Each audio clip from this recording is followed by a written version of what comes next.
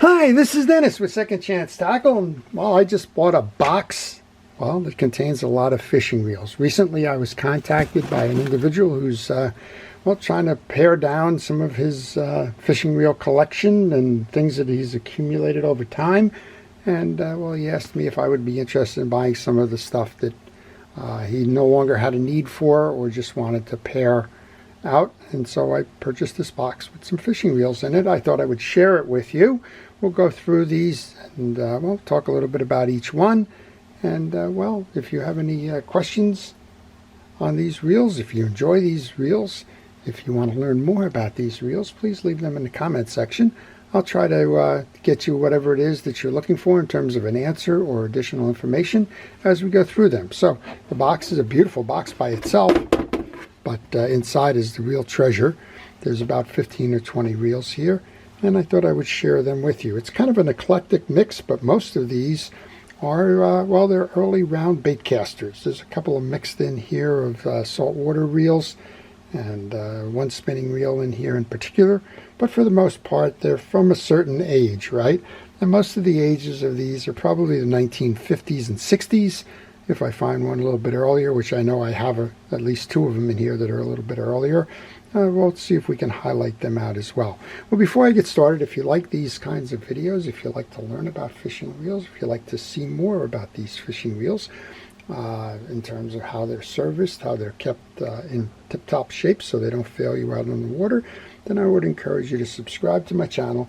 If you do subscribe to my channel, please use that notification button. That'll let you know when I'm posting.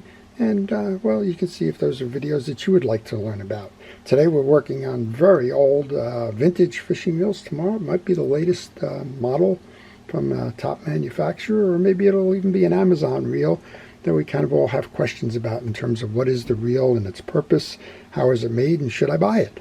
So I would encourage you again to subscribe to get all that information and make your choices when those videos are posted. Now let's start on the top and we'll just kind of work our way down. So an old mechanical Zebco, it's the Fisherman's D-Lyre, love it. Back in the time, I guess, when it was politically correct.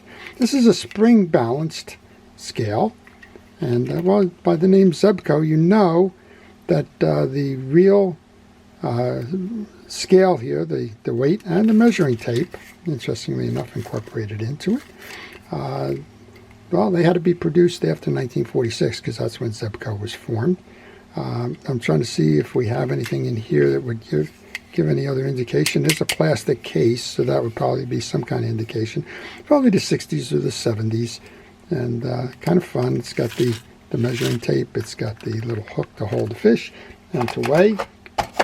It looks like we have a smaller version of that as well, and this one says it weighs and the like. This is Langley. Okay, so Langley came before Zebco. Langley, and we'll probably see a Langley or two reel in here. Same reel, same D-Lyre. The only difference is this one's under the Langley brand. This is under Zebco. Langley made fishing reels in the 1950s. They were acquired by Zebco in, I believe it was 1957 or 59, one of the two.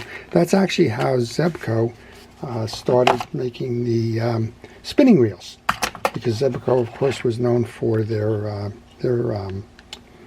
closed face reels. Well, here's the Langley one, and this one has a metal case, not the plastic case. Again, spring driven and with a measuring tape. How do you like that? Beautiful. This looks like almost a stainless steel kind of tape. Wow. Okay, let's continue.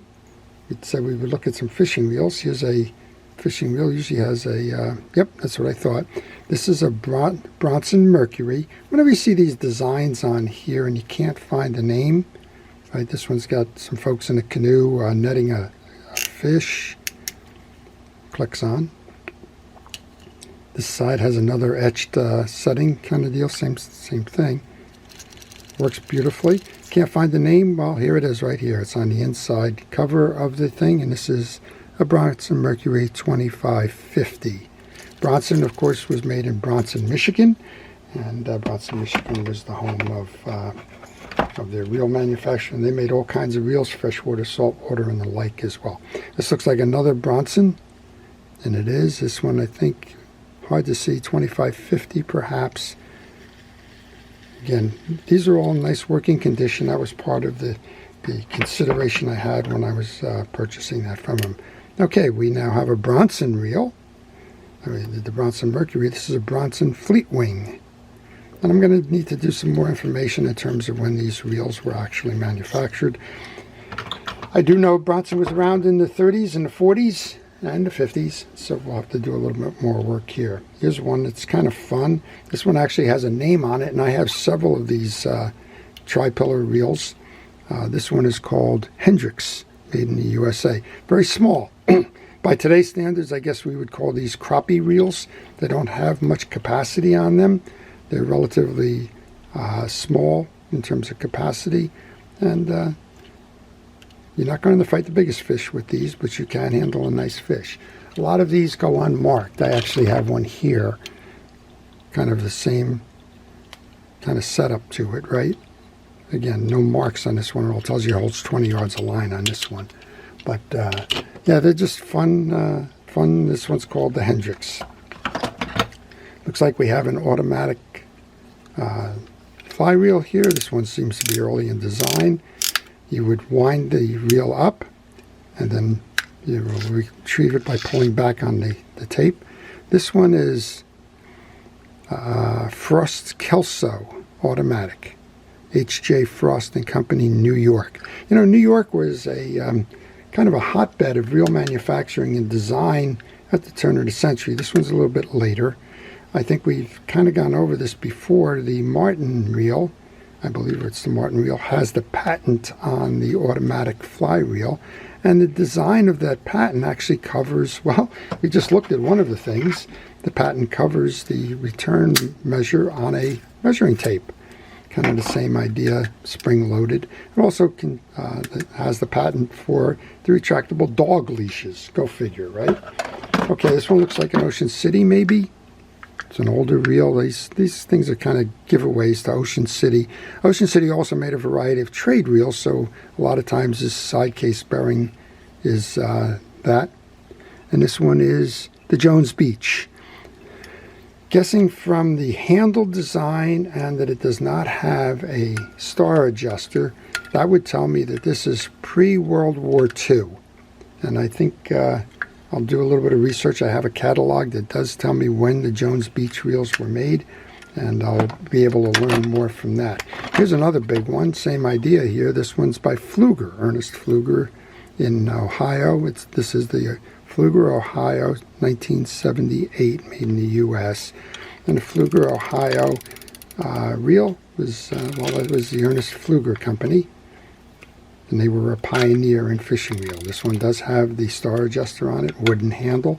Again, it tells me probably in the 1940s. All right, keep on moving. If you like these kinds of videos, again, please like this video. If you have questions on any of these reels, please leave them in the questions and comments section. Here's a Sportsman, and I'm not sure who made the Sportsman. This could be a trade reel manufacturer. This one's a little rougher. We'll see what we can do to kind of improve upon that. This should be a Pfluger Supreme. Yep, it is. And again, Pfluger, the same one that made the big reel that we just showed you. Love these reels a lot. I have these on a couple of my poles. Really just enjoy it. This one's a little noisy. It does need to be tuned up, but overall these Pfluger Supremes are wonderful reels. Here's a second one. I believe this is the Supreme as well. This is another Pfluger Supreme. Nice to hear that the clicker's working. One of the innovations in their design here is that the line guide up top here is kind of got a U shape to run on that pillar so that it doesn't pull out. Sometimes you'll find the designs are incorporated in a slot in that bar. Sometimes you'll find that they pull out of that slot. Okay, here's another one, another interesting one here. My guess is these are 1930s, 1940s. This one's Utica. Utica, New York had a big reel manufacturing piece up there. Hibrix and Hibatson, HI, were the one of the primary manufacturers up there. And this is called the Utica Perfect. I think it's perfect. I'll have to learn more about that reel. I don't know enough about it. Coming down the other side then, here is a South Bend. This is a South Bend 450, the anti-backlash. This has a gate on it, and I'm not sure if that gate is installed properly. Doesn't seem to be flipping the way I would think it would. It should be up here, I believe. When these things fall out, they're hard to put back in place. That gate, the idea is to run the line under the gate, and that this gate is going to lower when the pressure on the line reduces, and that's going to stop the backlash function or feature from happening. Okay, here's a what I call the kind of the lower end reels. This is a Montague, and Montague was up in Massachusetts. This is the Montague Clipper, and I'm wondering if Ocean City made this reel. So Montague and Ocean City had an on again, off again, on again relationship for quite some time. Montague was known as a fishing reel rod manufacturer, and it wouldn't surprise me if Ocean City made the reel to go onto their rods. There's another one of these ones. The last one was called Hendrix. This one does not have a name on it. Kind of looks like the one that I just showed before, but it's not that one. Then we have two of my favorite reels. I just did a story on this one, and hopefully the story will make it before this preview, but if it doesn't, that's okay too. This is a Meisselbach, and Meisselbach was a company that was founded in Newark, New Jersey in 1885. They started by making manual reels. This one was manufactured in Elyria. I always get that wrong. It's horrible.